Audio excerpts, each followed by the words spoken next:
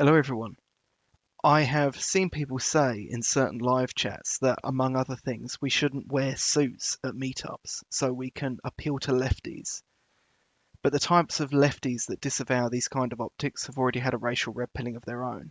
The difference was it didn't lead them to the same place as us. This point made me think of a previous run-in I had a few years back where I was arguing with a socialist about the definitions of fascism. I made the argument that no two fascist states conform to the Umberto Eco's definition, and further that Eco's definition was reductionist and could be applied equally to many modern states. I summarised that whilst Eco's definition was well informed on the whole, he was biased against the West due to his pro-communist leanings of his former years. My opponent tried to summarise a clearer definition as such. Fascism runs contrary to the truth. They view human history as a struggle between peoples and nations, rather than the truth, which was that history was a struggle between class. This quote isn't verbatim, just as close as I can remember to his point. But my opponent's argument made me think of a different point that I've been mulling over recently, and that was one of dress and style, where it came from and what it infers about the structures of the broader society. Suits are derived from military uniform, whilst the uniforms more commonly seen in socialist regimes of the 20th century, such as Mao's China or Stalin's Russia, are worker or even factory uniforms, obviously echoing the concept of the dictatorship of the proletariat. The ideals that these regimes were born of, and the people those ideals continue to inspire today, view the suit as a uniform of the bourgeoisie and, to some extent, of their enforcers, the police and the military. However, these people have had a demographic red pilling of their own, so why don't they side with ethno-nationalists, and could they be brought around to our side? I have mentioned before, but my YouTube name, Ataman, is the title of a Cossack chieftain. The significance of the Cossacks was that they became the first ethnic group that the Bolsheviks targeted in their entirety. Before this, the Bolsheviks had never had the chance to delineate their opponents down such lines. They had always instead conveniently been able to make distinctions based on religious practice, allegiance, and class. At first, the Cossacks had been divided. Though they had been loyal to the Tsar, the Cossacks making up a large number of the Tsar's personal forces, the various Cossack tribes became split over supporting the Soviet, within which the Bolsheviks were in a minority at the time, or supporting the Whites, who wished to eliminate the Soviet and re-establish the Tsar. The cracks started to show amongst Cossack loyalty to the Soviet after the Bolsheviks seized power and started a policy they called decossacization as part of their wider Red Terror policy. Under decossacization, the Cheka, which was the Soviet secret police, would eventually go on to intern Cossacks and execute over tens of thousands by estimates. The Cossacks went on to justify the Bolsheviks' fears in the winter of 1918 during the Ice March, when the Whites' volunteer army, which numbered only 500, retreated south from the city of Rostov, led by General Kornilov, and accompanied by the middle classes of Rostov who feared the Red Army. After the loss of Rostov, faced with the hopelessness of the situation, Cossack Ataman Alexei Kaledin, who had previously pledged allegiance to the Whites, shot himself. General Kornilov, the leader of the Whites, was killed during the Battle of Ekaterindor, one of the many battles of the Whites' volunteer army had to face during the Ice March. When Lenin heard the news, he celebrated the event as the end of the Civil War, but within a few months the Cossacks of the province of Kuban had rallied to the Whites, taking their number from around 2,000 at the end of the Ice March to 40,000 just a couple of months after. The Bolsheviks later softened their decossacization policy, but they didn't remove it entirely until much later, into the Stalin years. The reason that's stated for why they pursued the policy was because Ataman Alexei Kaledin swore fealty, in a way, to General Kornilov and the Whites, but Cossacks weren't behind Kaledin in this declaration.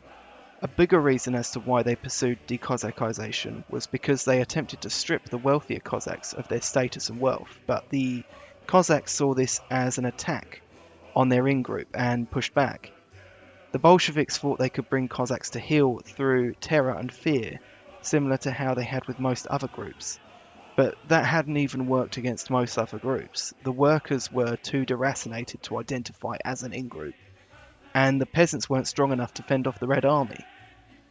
The Cossacks, on the other hand, were a strong, armed and trained group, more akin to an army, and the Bolsheviks feared them because of this. The Whites were eventually beaten. The Cossacks went on to become divided in World War II, some fighting for the Russians to secure Soviet appeasement, others fighting for the Germans in exchange for an independent vassal state, with the majority being handed over to the Soviets at the end of the war to face indentured hard labour and even mass execution. The Cossacks have survived to this day, but in a very weakened state, with a population of 140,000, down from 1.2 million in 1912. Either way, they were never fully amalgamated into the Soviet machine. It's easy to see from this that lefties, socialists, are descended intellectually from people who had to face up to the reality that identity and groups mean something. Yet despite this, they routinely work against their own groups and against the identity of their own peoples. It's simply because they see these identities as being in the way of a higher calling. There is a story that may not be true, that Lenin visited Dr. Pavlov and sought his help in standardizing the Russian people. That was his words. Lenin proclaimed that man can be corrected, man can be made what we want him to be. Similar ideals can be seen in Russian literature of the time, such as Red Star, where the protagonist would use the term we in place of I. However, this attitude is more easily visible in the work of Alexei Gastev, a Bolshevik engineer who ran the Institute of Labour. He ran experiments on workers whereby they would have to hold onto a hammer attached to a hammering machine. The goal was that after an hour of this, they would have internalized the rhythm. Gastev claimed that he thought machines were superior to people and wanted to turn people into human robots. He once referred to this process as replacing people with proletarian units, who would receive numbers instead of names, and whose soul could be measured by gauges rather than the shout or the smile. This utopian vision was satirized in the book We by Zamyatin, which in itself inspired Orwell's 1984. Ironically, 1984 being a book commonly used by liberals of the centre-right to centre-left persuasion to justify the breaking down of social and sexual identity barriers in a way similar to those employed by the Bolsheviks to break down their people so they could be rebuilt in their new utopian image. Some might make the argument that a large amount of these lefties are just useful idiots, that they don't see the struggle this way and they could be brought around, but often these people are in too deep. You will waste too much time and lose many of your own to disenfranchisement. Just from the act of engaging with these people alone, it simply isn't worth it. The people who we need to focus on is the right. We need to cast a wide net as far as content is concerned, and also try to get that Overton shifted with great optics messages such as this one. But if you think for even one moment that you can walk into the middle of a left-wing mob and proclaim, "It's okay guys, I care about Palestine too," or any similar appeal to the left, you're not going to get the reception you probably think you are. Because to them, Palestine doesn't really matter, nor do any of the other grievances they can push for. We don't care too much about a village or a town 100 miles away, only to the capacity that you realise that weeds in your neighbour's garden, if left unattended, will eventually spread into your own garden. Obviously, I'm being slightly facetious. We do care, but the care we place on a community on the other side of the country, or that some might place on a country on the other side of the Mediterranean, is limited in the face of our ideals and our immediate in-group.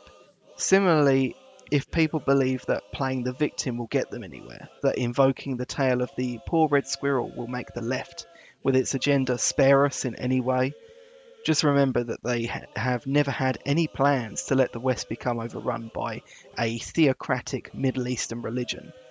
They will try their best to liberalize it, and if it wins, it will be because of its own strength, not because it alluded to its own weaknesses. And the Cossacks survived even in their weakened state because they displayed strength in the face of their enemies. Some people in the wider Russian population can draw direct lineage to the Cossacks, but broke away from them due to the Red Terror. These people are now too disjointed and deracinated to ever rejoin or revive their Cossack cultural traditions. That's about all I've got for you. Thanks for listening, and I'll see you soon.